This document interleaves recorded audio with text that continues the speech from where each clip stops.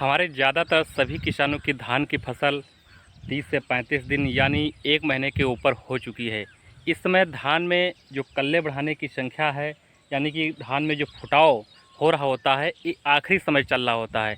आखिरी समय में किसान भाइयों जो सही ढंग से, सही तरीके से, अच्छे से काम कर लेंगे तो धान की फसल से अच्छी आप पैदावार ले पाएंगे। तो आज की वीडियो में किसान भाइयों बात करेंगे धान की फसल में ज़्यादा से ज़्यादा फुटाव कैसे बढ़ाएँ।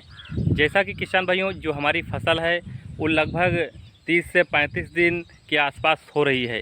इस समय धान में जो अच्छे से आप कार्य कर लेते हैं तो फुटाव भी देखने को मिलता है, पौधा स्वस्थ रहता है, फसल हमारी हरी भरी बनी रहती है। सबसे पहले किसान भाइयों बात करेंगे कि धान की फसल में दूसरी यूरिया आप कब डालते हैं। दूसरी यूरिया किसान भाइयों जब धान की फसल हमारी 30 से 35 दिन या अधिकतम 40 दिन के आसपास हो चुकी होती है, उस समय आपको दूसरी यूरिया डाल देनी चाहिए। और तीसरी यूरिया की बात करें तो धान की फसल हमारी 45 से 50 दिन या 55 दिन के आसपास हो चुकी होती है। लास्ट समय तो हमारा 50 दिन का ही होता है कि 50 दिन पर जो भी यूरिया हमें खाद देनी है मिट्टी में वो डाल देनी चाहिए। इसे अधिक में समय लेंगे तो किसान भाइयों पौधे की हाइट बहुत ज़्यादा ऊंची हो चुकी होती है। उस समय किसान भाइयों जब डालते हैं तो पौधे की ग्रोथ भी ज़्यादा हो चुकी होती है। नाइट्रोजन यानी ऊपर से यूरिया आप और डाल दे रहे हो तो ज़्यादा फिर नाइट्रोजन होने की वजह से पौधे की बढ़वार ज़्यादा हो जाती है, तना फिर हमारा कमज़ोर होने लगता है, पौधे की गिरने की संभावना बढ़ जाती है। तो इस समय अच्छे से आप काम कर लें।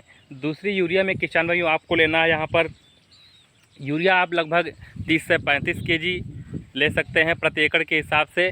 साथ में किसान भाइयों आपको यहाँ पर सल्फ़र लेना है। तो दूसरी यूरिया में किसान भाइयों आपको 30 से 35 केजी आपको यूरिया लेना है।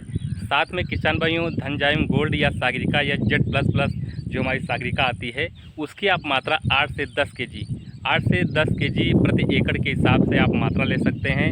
और साथ में चाहे तो आप किसान भाइयों उसमें कभी कभी आप देखते होंगे हमारे धान की फसल में बहुत प्रकार के कीटों का प्रकोप हो जाता है, तना छेदक हो जाता है, पत्ता लपेटक हो जाता है। इसके लिए आपको यहाँ पर क्लोरोपाइरिफास दवा आपको धान की जो फसल में बुआई करने जा रहे हैं तो यूरिया मिला लेना होता है। इससे जो भी कीटों की समस्या होती है वो किसान भाई आप कंट्रोल कर पाएंगे। तो साथ में किसान भाइयों आपको यूरिया के साथ सल्फ़र भी लेना है। सल्फ़र की मात्रा अगर आपने पहले डाल दिया है तो कुछ मात्रा यहाँ पर कम भी कर सकते हैं। अगर जिंक की समस्या अगर तभी होती है जब पौधे में पीलापन आ जाता है, पत्तियां ऊपर देखते होंगी हल्की हल्की पीली हो जाती हैं, तो ऐसी कंडीशन पर किसान भाइयों आपको जिंक की जो मात्रा हमारी है 33% वाली वो भी आप ले सकते हैं। इसकी मात्रा अगर पहले आपने थोड़ी ज़्यादा डाली थी तो इसकी मात्रा आप कम भी डाल सकते हैं। धान में किसान में देखते होंगे जो पत्तियां हमारी हैं ऊपर की पीली पीली नज़र आ रही हैं, तो वहाँ पर आपको जिंक प्लस नाइट्रोजन की कमी दिखाई दे रही होती है। इस समय अगर नाइट्रोजन की सही पूर्ति कर लेते हैं तो धान की फसल से अच्छी पैदावार ले पाएंगे। कल्ले बढ़ाने का सबसे आखिरी समय चल रहा होता है। ये स्टेज पे किसान भाइयों अगर ज़रूरी खादों, ज़रूरी फर्टिलाइजर्स का प्रयोग कर लेंगे तो धान की फसल से बहुत अच्छे ट्रेलिंग, बहुत अच्छी कल्लों की संख्या निकल करके हमारी धान की फसल में आपको दिखाई देंगी। और धान की फसल में बहुत अच्छी प्रकार से आप वहाँ पर पौधा स्वस्थ और धान की फसलें पूरी एकदम से कल्लो खेत पूरा एकदम से भर जाएगा, ऐसी समस्या किसान भाइयों देखने को मिलती है। तो किसान भाइयों ये धान की फसल में कल्ले बढ़ाने का सबसे आखिरी समय होता है।